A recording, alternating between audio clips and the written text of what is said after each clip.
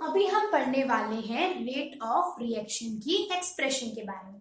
यानी समझो हम यहाँ पर पढ़ेंगे किसके बारे में, रेट ऑफ रिएक्शन के बारे में। ठीक है, तो हम शुरू करते हैं। देखो सबसे पहले मैंने यहाँ पे लिखा है रेट ऑफ रिएक्शन। हम इससे पहले पढ़ चुके हैं केमिकल काइनेमेटिक्स के अंदर कि भाई आप रेट लो क्या होता है, आप रेट इक्वेशन को कैसे निकालते हो। रेट लो तो खैर अभी हम यहाँ पर पढ़ेंगे, वैसे रेट ऑफ रिएक्शन को आप कैसे रिप्रेजेंट करते हो वो हम इससे पहले वाली वीडियो के अंदर कंप्लीट कर चुके हैं।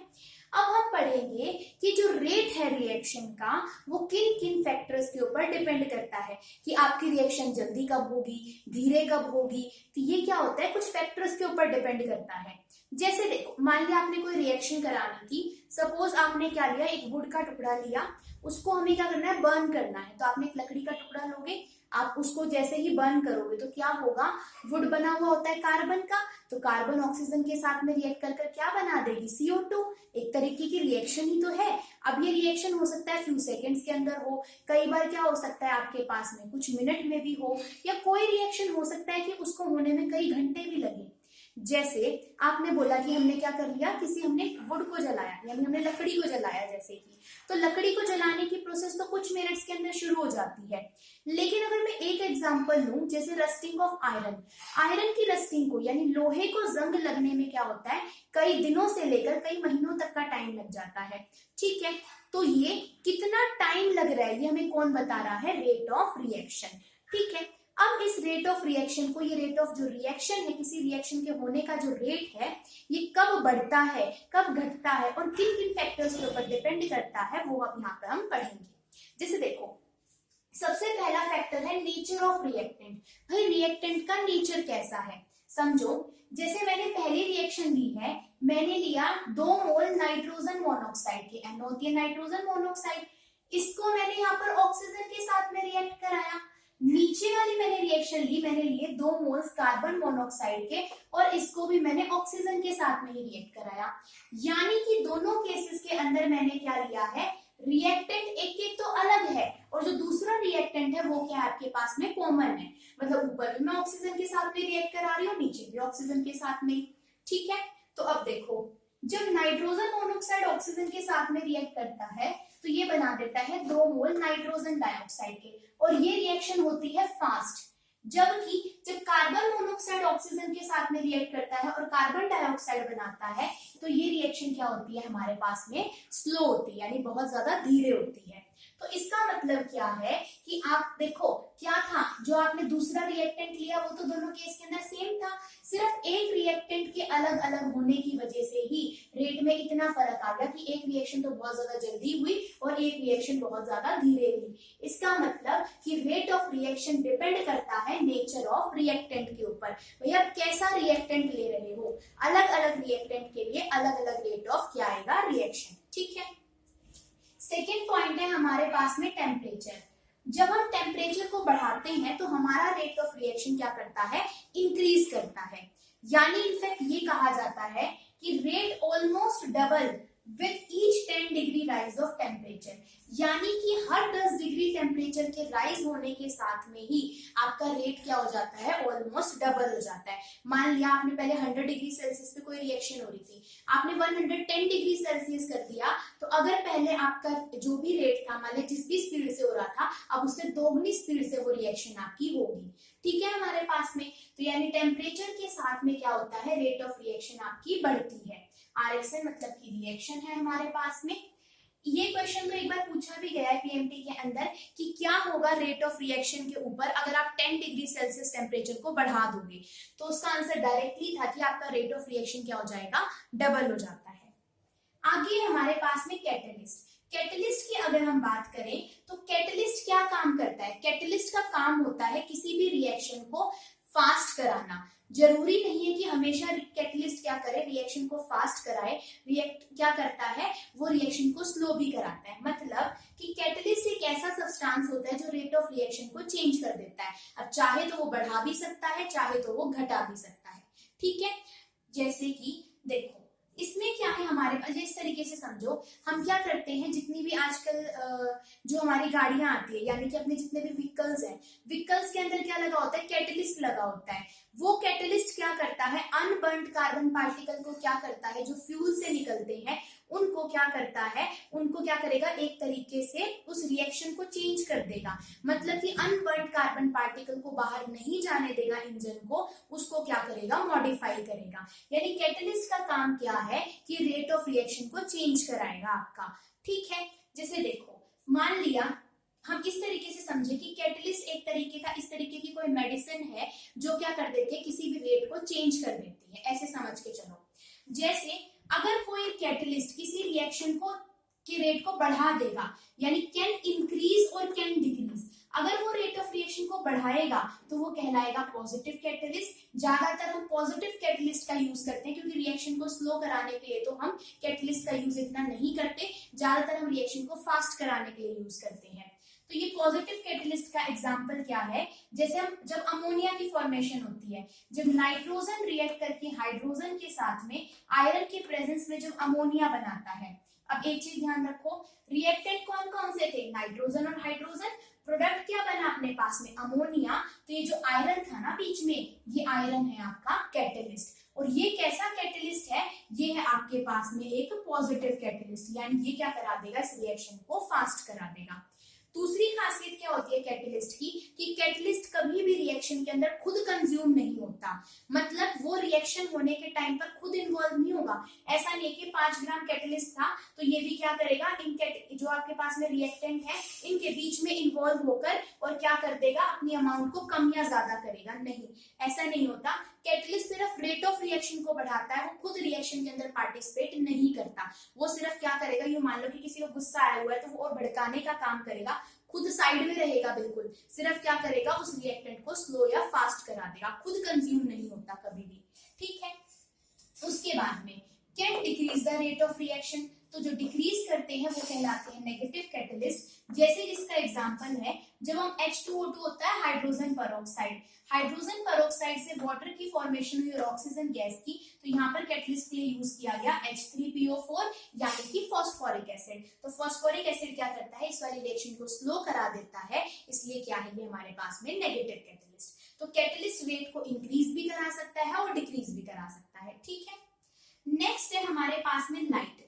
हमने टेम्परेचर देख लिया, ये देख लिया, कैटलिस्ट देख लिया, अब है लाइट। तो लाइट क्या करती है, कुछ रिएक्शंस क्या होती है जो कि लाइट की प्रेजेंस में होती है।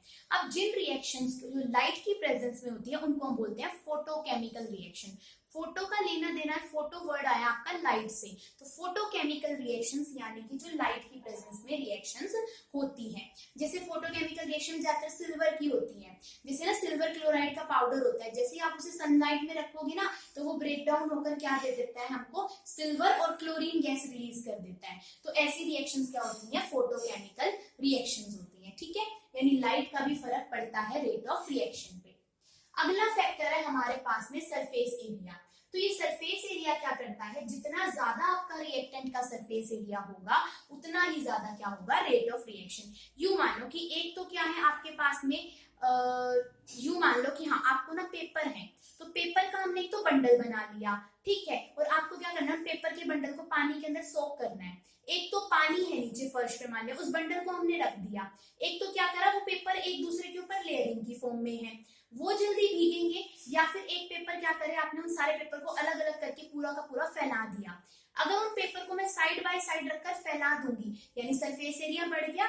इसका मतलब कि अगर रिएक्टेंट का सरफेस एरिया बढ़ जाएगा तो रेट ऑफ रिएक्शन भी क्या होगी, ज्यादा हो जाएगा। जैसे एक तो हम रिएक्टेंट को ले सॉलिड फॉर्म में, एक आप उसका पाउडर बना दो और फिर उसको यूज करो, तो पाउडर की फॉर्म में क्या होंगे, रिएक्टेंट के पार्टिकल्स ज्यादा एक्सपोज होंगे, तो उस केस के अंदर रेट ऑफ रिएक्शन क्या कर जाएगा, इंक्रीज कर जाएगा। नेक्स्ट है कंसंट्रेशन ऑफ रिएक्टेंट। ये तो हम हमेशा ही पढ़ते हैं कि जो रेट ऑफ रिएक्शन होता है वो हमेशा कंसंट्रेशन के साथ में क्या करता है, इंक्रीज करता है। जितनी ज्यादा कंसंट्रेशन रिएक्टेंट की उतना ही ज्यादा क्या हो जाएगा, रेट ऑफ रिएक्शन। ठीक है, यहाँ तक की बात। तो ये तो थे हमारे पास 6 फैक्टर जो डिपेंड करते हैं रेट ऑफ रिएक्शन के ऊपर। अब रेट ऑफ रिएक्शन के बाद में एक आता है हमारे पास में रेट लॉ। रेट लॉ बहुत बार पेपर में पूछा जाता है, 2 नंबर का क्वेश्चन भी पूछा जाता है, कई बार 1 नंबर की सिर्फ डेफिनेशन पूछ देता है, 2 नंबर में पूछा जाता है, विद एग्जांपल एक्सप्लेन करते हैं इसको। अब रेट लॉ होता क्या है, तो रेट लॉ क्या है, इसकी स्टेटमेंट देखो, rate of reaction is proportional to the multiplication of concentration, यानी कि जो रेट है किसी भी रिएक्शन का वो इस तरीके से देखो, मान लो रेट को मैंने आर से रिप्रेजेंट किया कि जो rate of any reaction is proportional, यानी प्रोपोर्शनल है to the multiplication of concentration of each reactant. मान लिया मेरे पास में एक ए रिएक्टेंट था और एक बी रिएक्टेंट था, इनकी जो भी कंसंट्रेशन होगी उनका multiplication raised to the power, कौन सी पावर, अब पावर हमारे पास में बताऊंगी कौन सी है।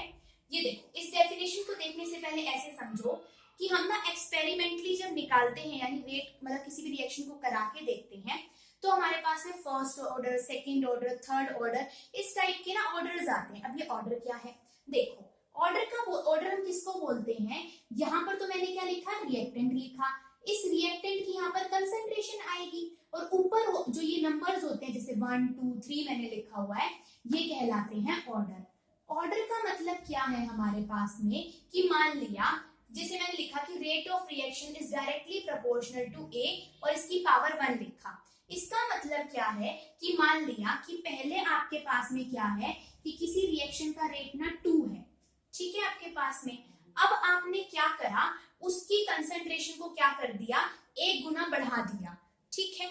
तो क्या होगा, आपकी रेट ऑफ रिएक्शन भी क्या हो जाएगी, आपकी क्या हो जाएगी, मतलब कि उसी हिसाब से क्या कर जाएगी, बढ़ जाएगी। इस तरीके से समझो, देखो मान लिया आपने क्या करा, यहाँ पर कंसंट्रेशन को डबल कर दिया, यहाँ कंसंट्रेशन के डबल होने से अगर रेट भी डबल हो जाए, यहाँ डबल करा तो रेट भी डबल हो जाए, तो उस रिएक्शन को हम बोलते हैं फर्स्ट ऑर्डर की रिएक्शन, ठीक है। ऑर्डर हम इन पावर्स को बोलते हैं जो ऊपर होती है कंसंट्रेशन के।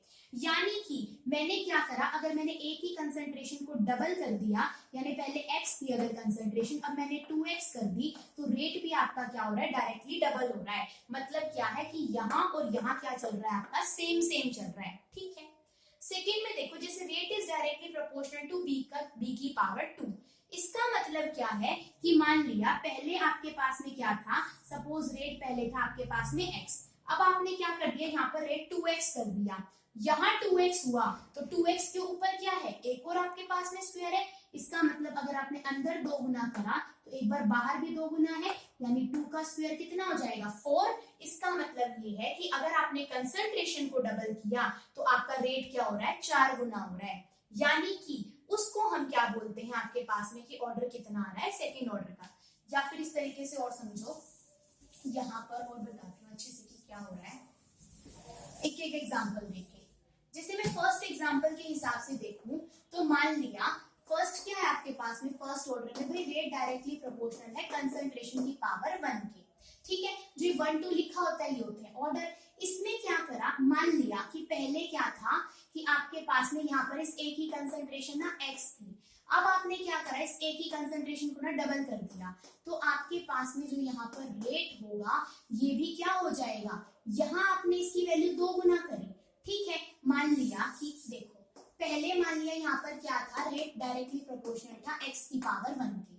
अब आपने क्या कर दिया, यहाँ पर जो कंसंट्रेशन थी इसको कर दिया 2 गुना, तो रेट कितना होगा, 2 की पावर 1 उतना ही रहने वाला है, यानी यहाँ डबल करा तो रेट भी क्या होएगा, डबल। जबकि अगर कुछ इस तरीके से होता कि जो रेट है आपका डायरेक्टली प्रोपोर्शनल है यहाँ पर 2 के, मतलब कि पहले अगर आपके पास में x कंसंट्रेशन थी, तो अब अगर आपने क्या कर दिया वहां पर, यूं देखो पहले यहाँ पे क्या था, x का स्क्वायर था और रेट था। इसका मतलब क्या था कि यहाँ पर आपके पास में 2 और 1 की रेशियो चल रही थी, लेकिन अब आपने क्या करा, अगर कंसंट्रेशन को आपने 2 गुना कर दिया तो रेट कितना हो जाएगा, 2 की पावर 4, यानी कि कंसंट्रेशन को डबल करने से अगर रेट क्या हो जाए आपके पास में 4 टाइम्स हो जाए तो वो कौन सा कहलाता है, सेकेंड ऑर्डर की रिएक्शन। समझे इस तरीके से, यहाँ तो सेम सेम होगा, यहाँ डबल होगा तो यहाँ भी डबल होगा, यहाँ पर अगर यहाँ पर डबल करोगे तो वो वाली चीज कितनी हो जाएगी, 4 गुना। जैसे इससे समझो कि अगर मान लिया आपके पास में जो रेट है वो डायरेक्टली प्रोपोर्शनल है कंसंट्रेशन की पावर 3 के।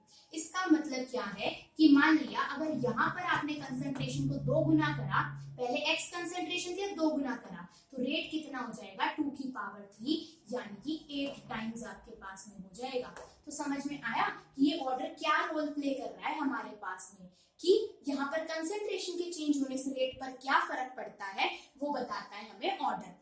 अगर जो होता है आपके पास में सेम चेंज आता है तो वो कहलाता है फर्स्ट ऑर्डर की, अगर 2 गुना हो जाता है तो वो कहलाती है सेकंड ऑर्डर की, और अगर 3 गुना हो जाता है रेट तो वो क्या कहलाती है, थर्ड ऑर्डर की रिएक्शन। ठीक है हमारे पास में। अब देखो, अब रेट लॉ के अकॉर्डिंग हम इसको लिख के देखते हैं। इन्होंने बोला कि कोई रिएक्शन हो रही थी और उस रिएक्शन के अंदर क्या था अपने पास में, ए बी एंड सी, 3 क्या थे हमारे पास में, रिएक्टेंट थे, और इन्होंने क्या बना दिया, प्रोडक्ट। अब जो ए था ना, इस ए का जो ऑर्डर था वो तो था आपके पास में 1, भाई इसके अमाउंट डबल करने से रेट भी डबल हो रहा था। जो बी था इसका ऑर्डर था 2, यानी सेकेंड ऑर्डर था, 2 का मतलब सेकेंड ऑर्डर, तो यानी इसकी अमाउंट डबल करने से रेट 4 गुना हो रहा था। और सी की क्या गुना था आपके पास में, 3, यानी सी के अमाउंट को डबल करने से वो 8 गुना हो रहा था एक तरीके से। ठीक है, मैंने डबल बताया, 3 गुना करते तो उसके हिसाब से हो जाता। ठीक है, अगर 3 गुना करते यहाँ पर तो रेट भी 3 गुना होता, यहाँ पर अगर 3 गुना करते तो रेट 6 गुना हो जाता, यहाँ पर अगर हम रेट 3 गुना करते तो आपके पास में कितना हो जाता, वो 27 गुना हो जाता। ठीक है, यानी यहाँ पर उतना ही रहेगा, यहाँ स्क्वायर होएगा, यहाँ पे क्यूब होएगा। ठीक है, तो अब हम इसको लिखते हैं रेट लॉ के अकॉर्डिंग। रेट बोलता है कि that rate of a reaction किसके डायरेक्टली प्रोपोर्शनल होगा, कंसंट्रेशन, इनकी कंसंट्रेशन क्या है, ए की कंसंट्रेशन ए, बी की बी, सी की कितनी है अपने पास में सी, रेज टू द पावर, कितनी पावर है, इसकी पावर 1 है, इसकी 2 है और इसकी 3 है। ये जो पावर्स आती हैं, ये मत सोचना कि इसके नंबर ऑफ मोल्स हैं, ये इसके नंबर ऑफ मोल्स बिल्कुल नहीं है, ये हमारे पास में एक्सपेरिमेंटल वैल्यू है जो हम एक्सपेरिमेंट करके निकालते हैं। ये हमारे पास नंबर ऑफ मोल्स नहीं है जो ऊपर लिखे हुए हैं, ना ही ये स्टोइकोमेट्रिक कोएफिशिएंट है। ठीक है हमारे पास में, तो अब इनकी वैल्यू, ठीक है, अब हमने क्या करा, जब हम इस प्रोपोर्शनल को हटाते हैं तो यहाँ पर आता है एक के, इसको हम बोलते हैं यहाँ पर रेट कांस्टेंट। ठीक है, यहाँ तक की बात, ये हो गया आपके पास में रेट कांस्टेंट, और यहाँ इन सब की क्या आ जाएगी, concentration raise to their power. ठीक है, हमारे पास में ये पावर ना नंबर ऑफ मोल्स होती है, ना स्टोइकोमेट्रिक कोएफिशिएंट बोलेंगे, ये ऑर्डर कहलाता है। ठीक है, अब अगर क्या हो जाए, ये जो ए है इसकी कंसंट्रेशन भी 1 मोलर हो जाए, या फिर आप इसको क्या लिखोगे, या तो ए की कंसंट्रेशन 1 मोलर लिख लो, या फिर आप क्या लिख सकते हो, 1 मोल पर लीटर हम लिख सकते हैं, एक ही बात है। इसकी भी कंसंट्रेशन 1 हो जाए, इसकी भी 1 हो जाए, इसकी भी 1 हो जाए, तो क्या होगा, जैसे 1 की पावर 1, यहाँ पे भी 1 होगी तो इसकी भी पावर 2 और इसकी 3, कुल मिला के तो क्या आएगा आपके पास में, 1 की पावर भी 1 ही होता है, 1 की पावर 2 भी 1 ही होता है, 1 की पावर 3 भी 1 होता है। एक को 2 बार मल्टीप्लाई कर लो, एक बार 3 बार मल्टीप्लाई कर लो, आंसर तो एक ही आएगा। यानी कि अगर आपके पास में क्या हो जाए, सबकी कंसंट्रेशन 1 मोल पर लीटर हो जाए, तो जो रेट है आपके पास में वो किसके बराबर हो जाता है, रेट कांस्टेंट के।